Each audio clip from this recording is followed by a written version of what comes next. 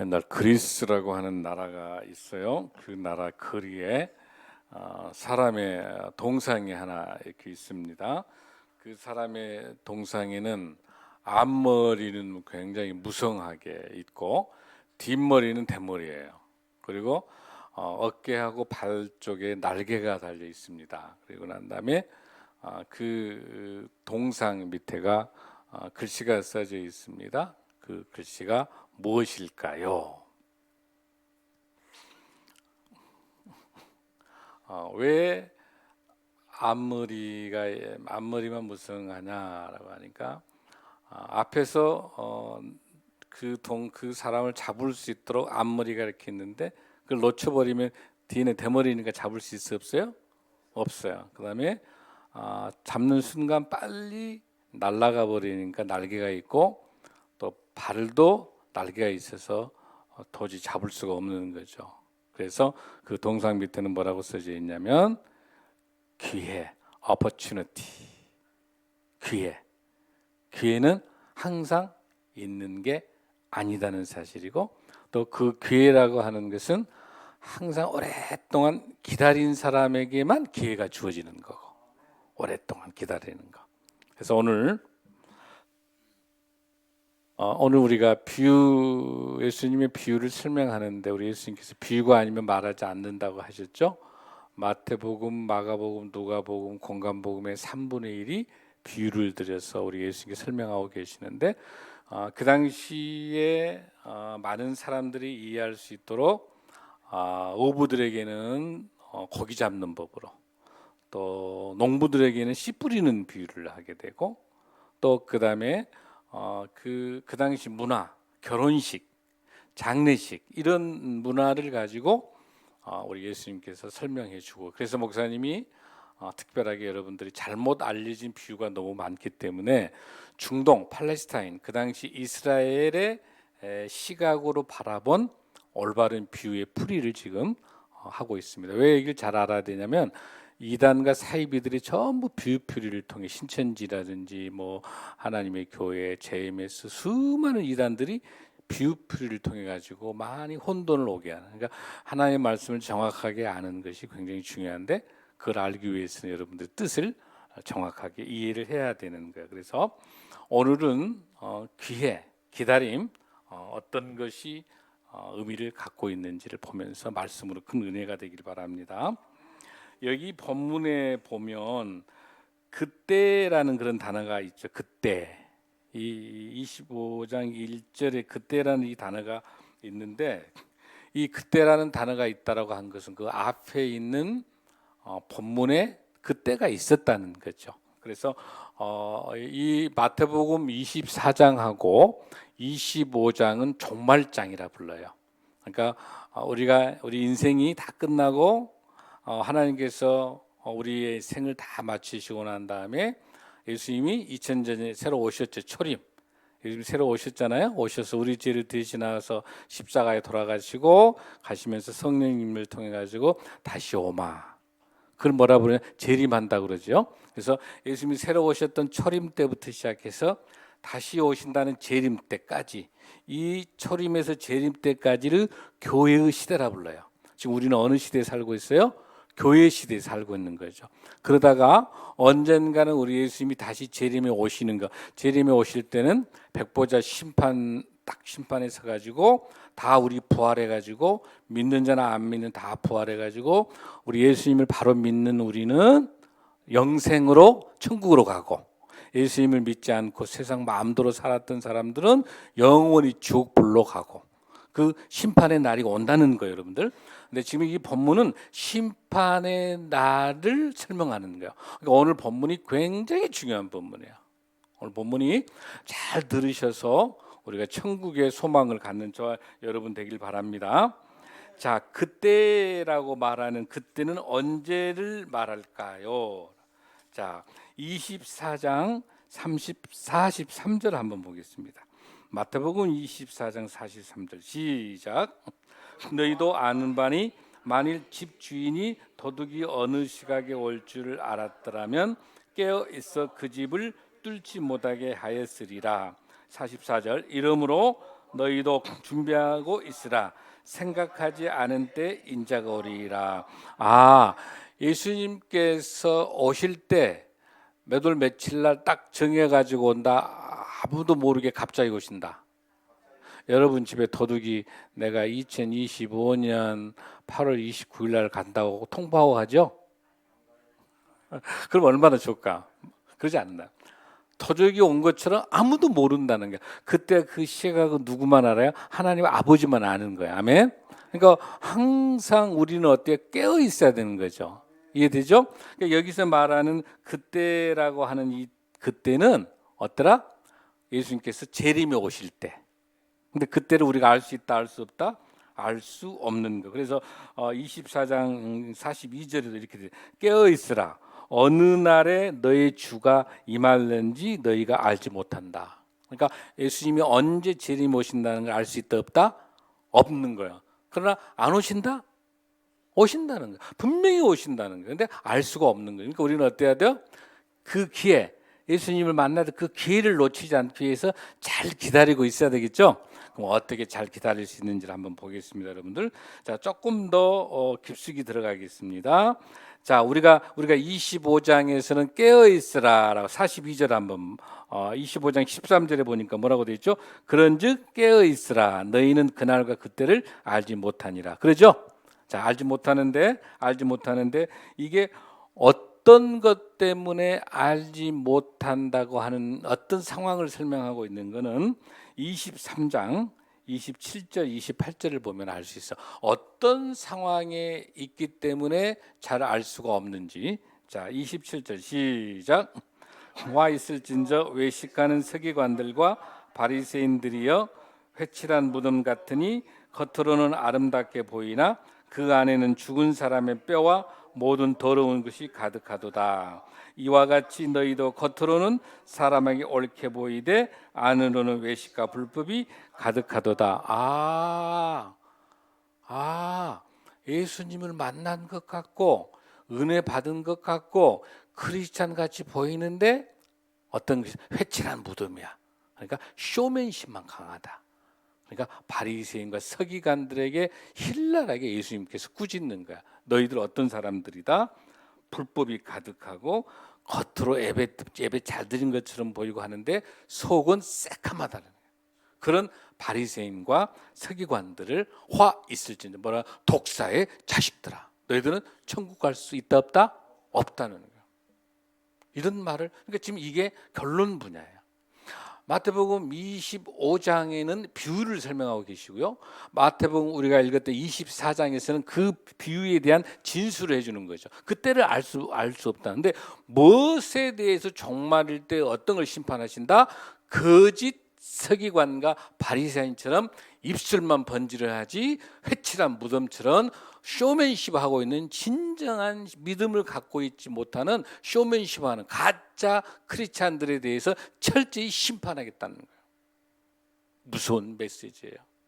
그거를 우리는 어떻게 해야 우리가 천국 갈 수 있을까? 우리 예수님이 다시 오실 때 어떻게 천국 가고 영생의 소망 갖출 수 있을까?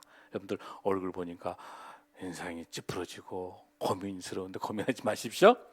오늘 말씀에 답이 있어요, 여러분들. 할렐루야. 자, 그러면 어떻게 하는 것이 천국의 소망 가지고 우리 예수님 재림에 오실 때 우리 예수님이 심판해서 우리가 천국 갈 수 있을까? 자, 그거를 예를 들면서 뭘 예를 들고 있냐면 열처녀 비유를 설명하고 있어요.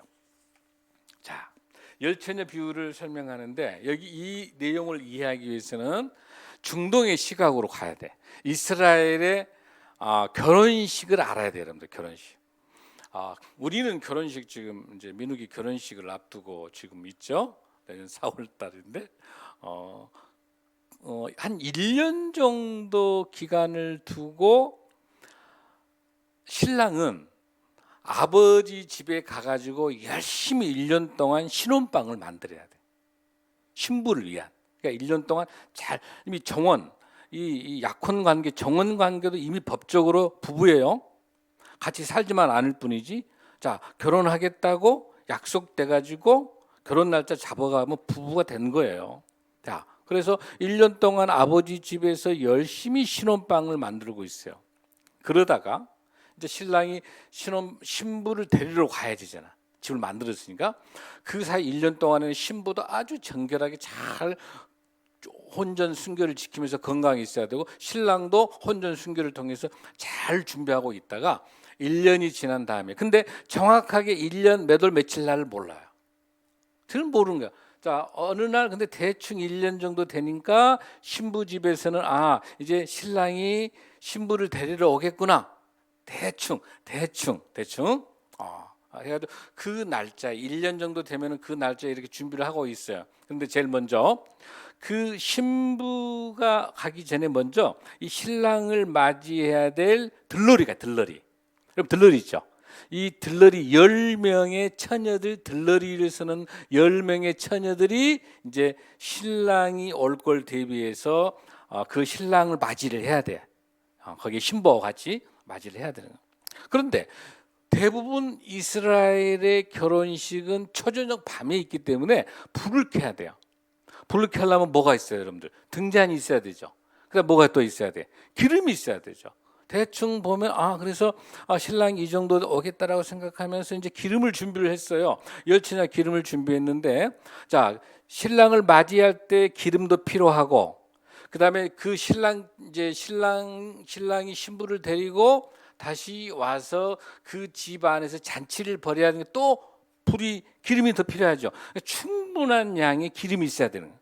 그런데 이 중에 5명의 처녀들은 충분한 기름을 준비를 해서 하고 있고, 또 나머지 또 5명도 그 기름을 준비를 했는데 신랑이 대충 이 정도 오겠다라고만 생각하고 기름을 넣었어요. 근데 만약에 신랑이 딱 정확한 정해진 시간에 신랑이 딱 몇 월 며칠 날 간다라고 한다면 그 정해진 양으로 되지만, 예상된 양보다 기름을 더 많이 준비해야 돼요, 적게 준비해야 돼요? 많이 해야 돼.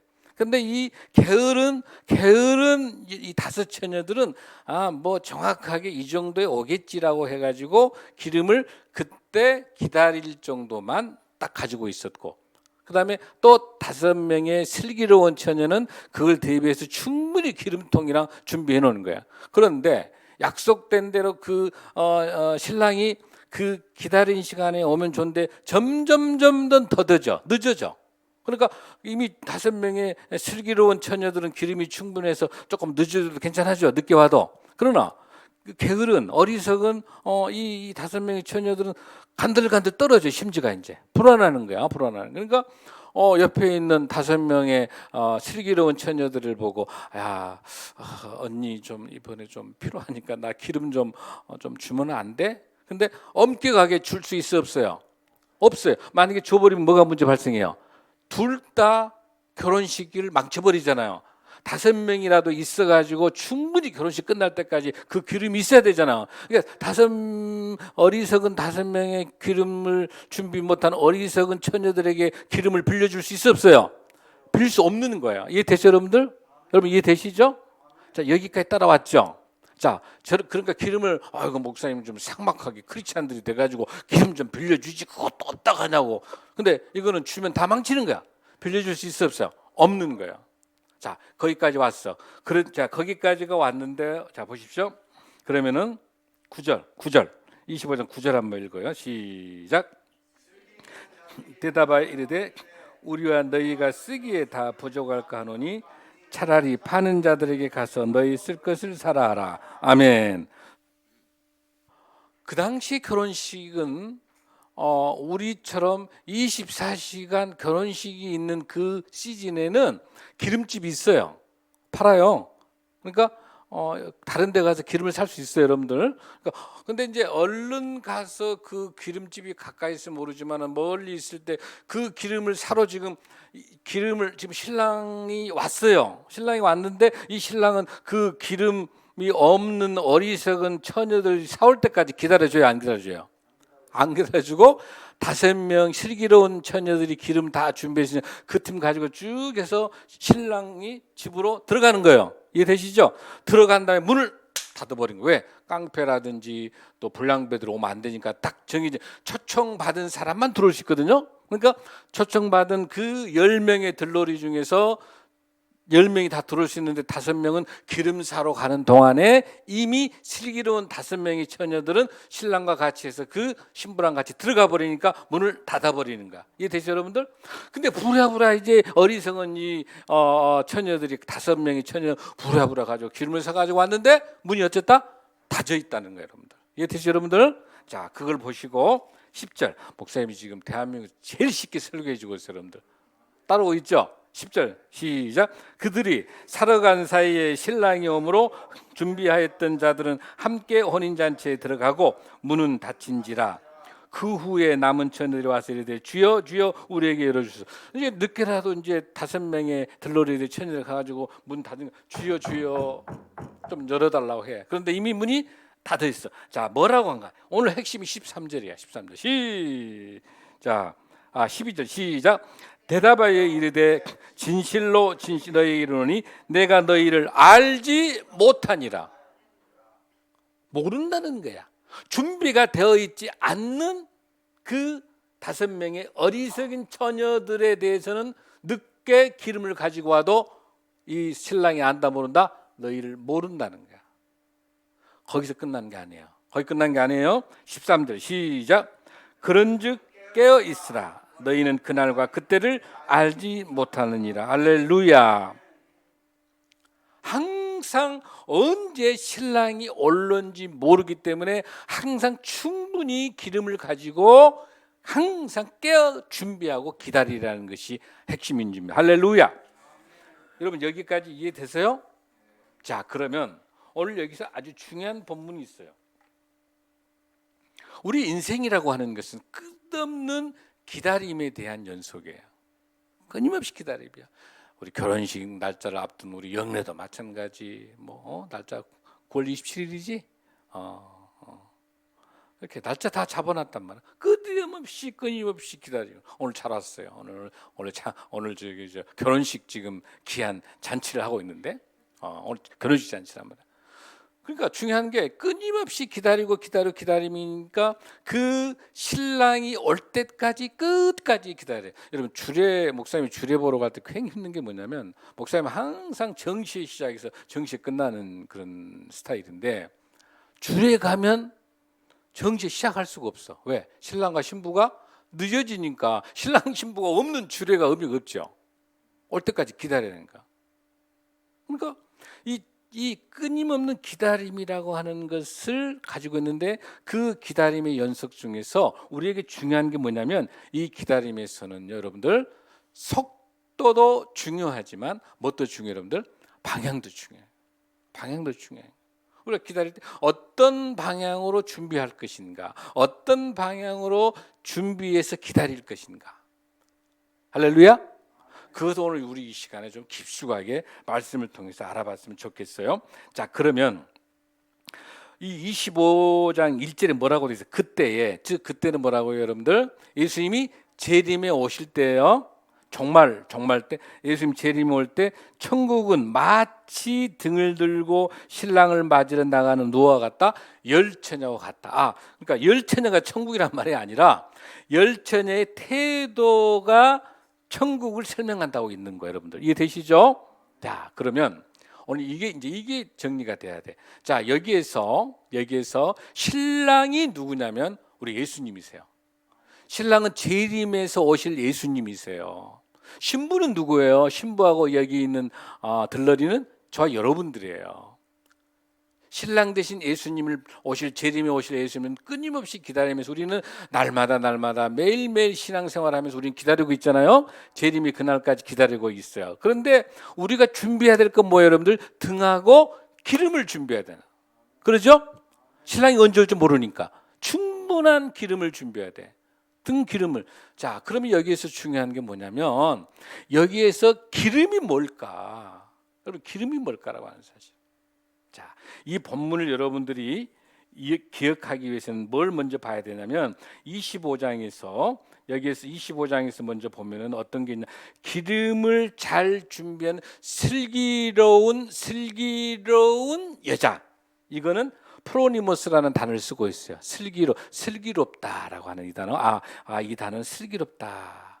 기름을 잘 준비하고 있는 슬기로운 여자는 프로니모스라 부르고. 그다음에 자, 기름을 준비를 충분히 못한 사람을 뭐라 불렀어요, 여러분들?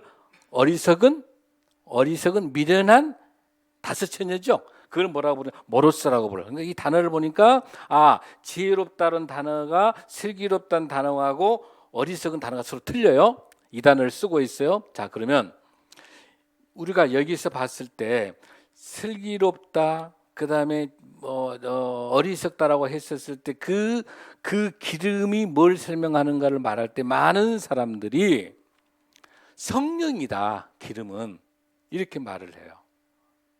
그런데 잘못된 거예요. 성령이 아니에요. 지금 현재 중요한 사실은 뭐냐면, 이게 성령이라 한다면 아직 이런 여기 있는 여자들이 우리 예수님을 만났어요, 만나지 못했어요? 만나가지고 성령에 대한 것을 준비를, 우리가 성령을 준비한 게 아니에요. 할렐루야. 성령님이 찾아오셔서, 우리 주님이 찾아오셔서 성령님에 의해서 성령의 충만한 삶을 사는 것이지, 이 기름은 성령이 아닌 거야. 할렐루야. 오늘 정확히 기억할 것은 뭐냐면은, 여기서 말하는 이 기름이라는 거 뭘 준비하는 거냐면, 실행, 성령의 충만한 삶을 통해서 믿음을 가지고 살아가는 삶의 행동, 삶의 행위가 기름인 거야. 할렐루야. 이걸 정확하게 아셔야 돼요. 단순한 성령이 아니에요. 지금 신천지는 이걸 비유풀이를 하면서 뭐라고 하냐면, 성령의 증거라고 신천지는 이단 사이비는 설명해요. 아니에요. 그게 아니에요, 여러분. 전혀 아니에요. 오늘 정확히 아십시오. 뭐라고 여러분들? 성령이 충만한 삶을 살면서 그 믿음에서 삶의 행동, 신실한 믿음의 삶을 살아가는 그 행위를 말하는, 행위, 그 믿음을 말하는 게 할렐루야. 이 믿음이 말하려면은, 이 믿음이 이루어지려면은 오늘 굉장히 중요해요. 우리가 버리고 비워야 돼요. 내 욕심, 내 생각, 내 경험이 가득 차 있어서는 절대로 믿음이 바로 설 수 없어요. 진정한 믿음은 내 안에 내가 내 인생이 어디로 가고 있는가, 내가 앞으로 어떤 삶을 살 것인가라고 하는 것을 늘 기도하는 가운데, 나를 비워내는 것, 버릴 것, 이 세상에 있는 것들, 부귀와 영화들, 내가 잘 먹고 잘 살려고 했던 것들, 나밖에 몰랐던 이기주의, 나밖에 몰랐던 모든 것들을 다 비워내고 버리는 훈련들이 잘 돼야만이 그 안에 진정한 믿음으로 참된 삶을 살아갈 수 있는 믿음의 행위자가 될 줄로 믿습니다. 이것이 결론적으로 삶의 소망을 갖고 있는 믿음의 참된 삶, 그거는 한마디로 사랑밖에 없습니다. 할렐루야. 아주 작은 사랑의 말 한마디, 아주 작은 격려의 말 한마디, 아주 작은 배려의 말 한마디, 이 작은 방울, 사랑의 방울 하나하나가 모여서 그 사람의 믿음을 이루어지고, 그 성령 충만한 사람들에게 있어서의 그 믿음은 끝까지 어떤 고난과 어떤 역경이 우리 인생에 닥쳐온다 하더라도 그 믿음을 이겨낼 수 있는 신실한 하나님의 사람인 줄로 믿습니다. 사랑하는 성도 여러분, 오늘같이 이렇게 말씀을 듣고 믿음으로 행하는 저와 여러분이 될 줄로 믿습니다. 야고보서 2장 22절 말씀은, 믿음이 그의 행함과 함께 일하고 행함으로 믿음이 온전하게 되었느니라. 할렐루야. 성도의 옳은 행실은 그 믿음이 행함과 같이 있어야 온전하게 된 줄로 믿습니다. 사도신경 달달 외우고 주기도만 외우고 십계명만 외워가지고 사는 게 아니라, 삶의 현장 속에서 행함이 반드시 믿음으로 드러나야 될 줄로 믿습니다. 그래야 믿음이 온전해지는, 그것이 오늘 이 다섯 처녀가 가지고 있는 그 처녀들의 등불 속에 들어있는 기름, 그 기름이 우리 삶의 바른 성도의 옳은 행실과 행위인 줄로 믿습니다. 그거를 정확하게 알 수 있게 해서는 여러분들 마태복음 7장의 산상수라고 비교해 보면 돼요. 저는 이 말씀 준비하면서 놀라운 하나님의 음성을 들었습니다. 하나님께서 이걸 갑자기 마태복음 24장 25장 종말장을 주시는 게 아니라 이미 이미 하나님께서 산상수훈의 마태복음 7장에 이 본문을 똑같이 주신 거예요. 어디를 보냐면은 마태복음 7장 24절에 보니까 여러분 너무나 잘 아시겠죠. 반석 위에 집을 짓는 자는 지혜로운 자다. 할렐루야. 모래 위에 집을 짓는 자는 어리석은 자다. 기억나시죠? 반석 위에 집을 짓는 지혜로운 자도 프로니머스 똑같은 이 단어 어디에? 슬기로운 자와 똑같은 단어를 쓰고 있고요. 여기에서 나타낸 모래에 집을 짓는 어리석은 자, 이 모로스라는 단어도 어디에? 어리석은 다섯 처녀 똑같은 단어를 쓰고 있는. 마태복음 7장에 반석에 짓는 지혜로운 자, 모래에 짓는 어리석은 자가 결국 뭐로 나타나냐면 이 본문에서 이렇게 설명하고 있습니다. 10장 21절에서 주여 주여 하는 자마다 다 천국에 들어갈 것이 아니요 다만 하나님 아버지께서 내 아버지의 뜻대로 행하는 자만이 천국에 들어가라. 할렐루야. 그래서 천국으로 가는 것은, 영생 소망 가는 것은 행함이 있는 믿음만이 참다운 그 기름으로 준비해야 신랑된 예수 그리스도를 재림할 때 우리 주님의 신랑 되신 주님을 맞이할 수 있는 신부가 된다는 사실입니다. 할렐루야. 놀랍습니다. 하나님께서 마태복음 7장에 설명하시고 똑같이 종말장에 설명하시면서 행함이 있는 믿음, 성령 충만한 그 삶에 대한 믿음, 그 믿음을 말씀하시면서 이렇게 이야기하고 있습니다. 이 본문이 똑같은 의미로 다시 25장 11절 한번 보십시오. 남은 처녀들이 와서 물을 때 11절 시작. 그 후에 남은 처녀들이 와서 이르되 주여 주여 우리에게 이르라. 똑같죠? 주여 주여 똑같죠? 아무리 소리쳐도 12절 한번 읽습니다. 시작. 대답하여 이르되 진실로 내게 이르니 내가 너희를 알지 못하니라. 어떤 사람만 알 수 있다? 오직 예수 그리스도의 성령이 충만한 삶 속에서 믿음과 행함이 있는 믿음을 갖고 살아가는 사람만이 주님께서 기억하실 줄로 믿습니다. 그래서 언제 주님이 오실 줄 모르기 때문에 그때와 그 시를 모르니까 항상 어때라? 준비하라. 항상 대기하라. 할렐루야. 오늘 이 마태복음 25장이요. 지난주 여러분들 어떤 것 말씀 보셨죠, 여러분들? 지난주 달란트 비유죠. 다 잊으셨어요, 여러분들? 달란트죠. 기억나세요, 여러분들? 달란트 비유의 핵심이 뭐였어요, 여러분들? 그 주인 예수님이 우리를 대하는, 예수님에 대한 우리의 태도 문제라고 그랬죠. 마지막 예수님께서 멀리 떠나시면 우리에게 맡기신 우리 신앙생활, 우리 예수님이 재림에서 오셨을 때 반드시 심판하시죠. 5달란트 받은 사람, 2달란트 받은 사람, 1달란트 받은 사람, 네 결과가 너 뭐했느냐? 돈을 열심히 벌었습니다. 그걸 원한가요, 주님께서? 장사해서 돈 많이 벌어하는 걸 원하신 거 아니죠? 주님이 원하신 건 뭐냐면 내게 맡겨진 그 일들에 대해서 최선을 다했는데 그게 실패할 수 있어. 괜찮아. 성공이나 실패를 주님이 보는 게 아니라 주님이 맡겨져 있는 그 믿음에 대한 우리 행위에 대한 우리 신앙인의 삶에 대해서 어떤 삶을 살았느냐, 태도 문제라는 거야. 태도 문제. 1달란트는 묻어놓은 것은 태도에 있어서 하나님을 예수님을 불신한 거잖아요. 5달란트 열심히 했어요. 그런다 해서 5달란트 받았으나 2달란트 가지고 4달란트나 10달란트 해가지고 10달란트를 만들어내서 4달란트 만들었지만 5달란트 가지고 있는 사람, 2달란트 가지고 있는 사람에게 우리 예수님이 뭐라고요? 칭찬이 엄청나게 10달란트는 너는 잘했고 그래 4달란트는 좀 잘했구나 이랬어요, 여러분들? 아니죠. 10달란트나 4달란트나 똑같이 칭찬이 똑같죠.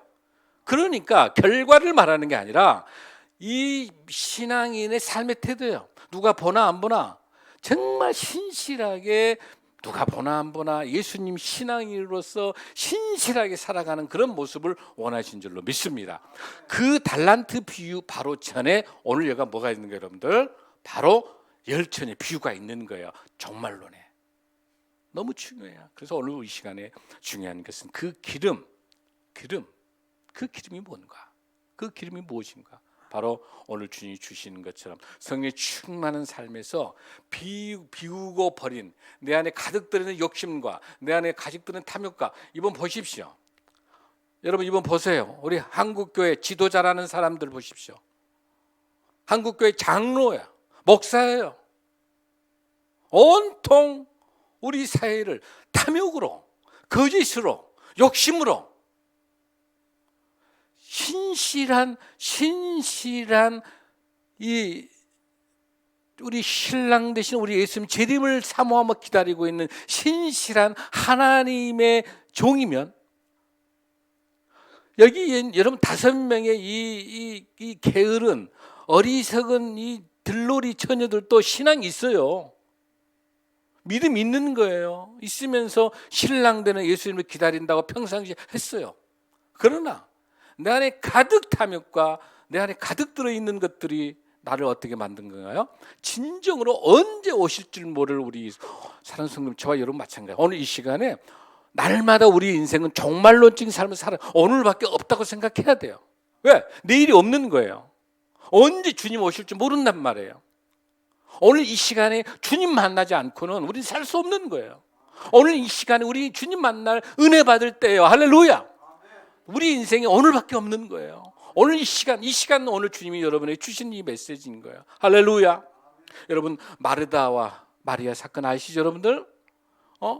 예수님 오셨을 때 열심히 예수님 말씀에 대한 설교, 선상순과 이런 설교하고 있을 때 마리아는 계속해서 이제 하나님의 말씀을 듣고 있는 거. 마르다는 정말 열심히 음식 준비하는 거.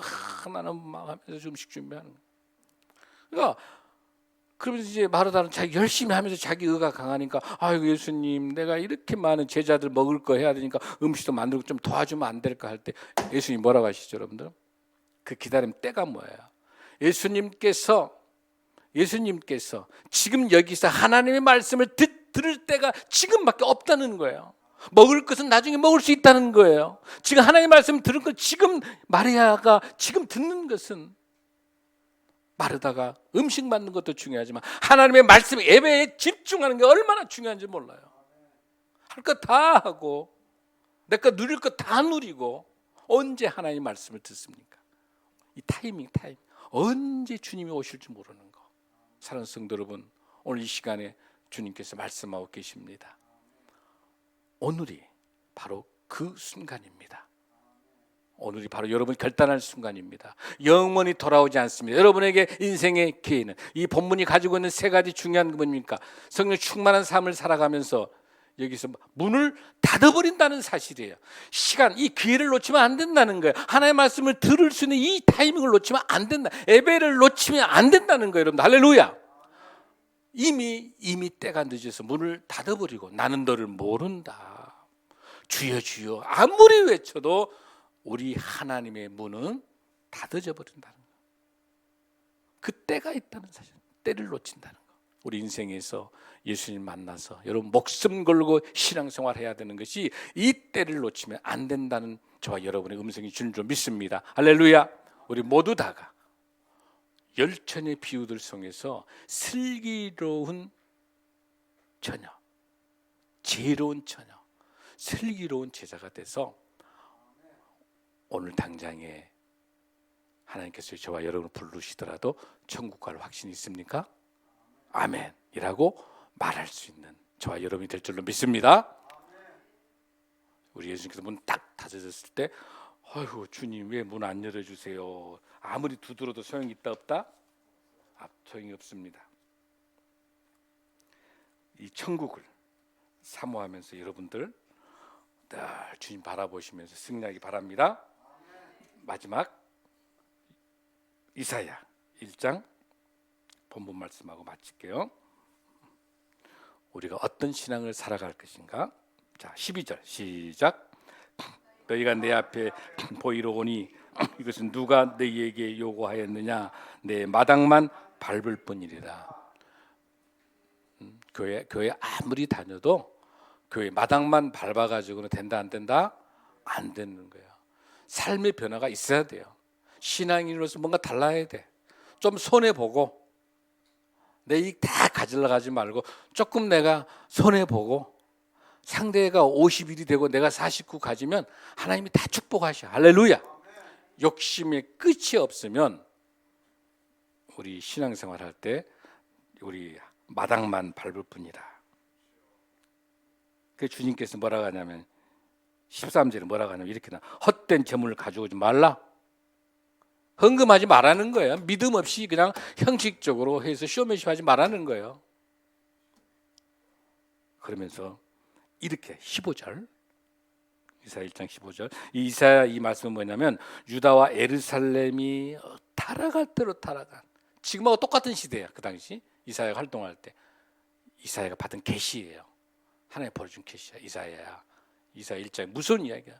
다 너희들 그냥 막 헌금한 것처럼 보이고 뭐 신앙생활 한 것처럼 보이고 속은 아주 새카만 거짓으로 하는. 그래서 아까 뭐라고 여러분들 본문에 뭐라고 읽었었어요? 아까 읽을 때 화 있을진저 외식하는 서기관들과 바리새인들이여 회칠한 무덤이여 이와 같이 너희는 겉으로는 사람에게 옳게 보이되 안으로 외식과 불법. 그러니까 여러분들 걱정하지 마시고 그냥 여러분 있는 모습 그대로 보이면 돼요. 교회에서 거룩한 척 안 해도 돼요.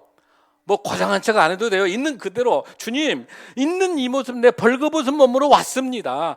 거드름 피지 말자는 거예요. 저와 여러분이 그냥 있는 그대로 주님 앞에서 그냥 외식하지 말고 그냥 부족하면 부족한 대로 약하면 약한 대로 멍청하면 멍청한 있는 그대로 주님 앞에 정직하게 예배단에 서자는 거예요. 할렐루야.